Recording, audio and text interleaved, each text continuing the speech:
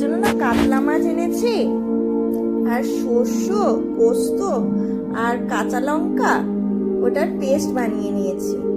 ঠিক আছে, এবার ওই যে গন্ধরাজ লেবুর পাতা দিয়ে দিয়েছি, দিয়ে ওই কাতলা মাছগুলো দিয়ে তার উপর হলুদ আর নুন দিয়ে মেখে নিচ্ছি।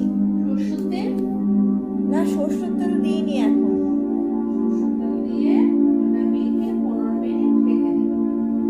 আচ্ছা, আর ওই এটা মশলার যে জলটা,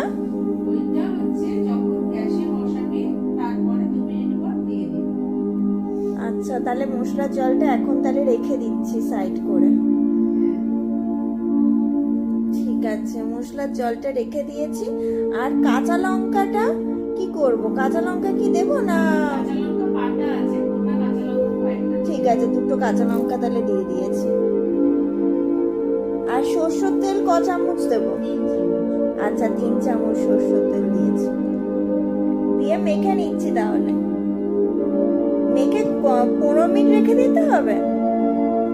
আচ্ছা, মেখে আমি তাহলে 15 মিনিট রেখে দিচ্ছি।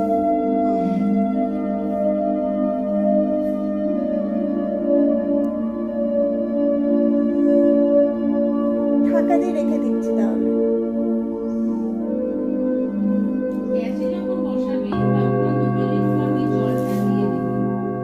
আচ্ছা, এবার আমি গ্যাসে বসাবো মা।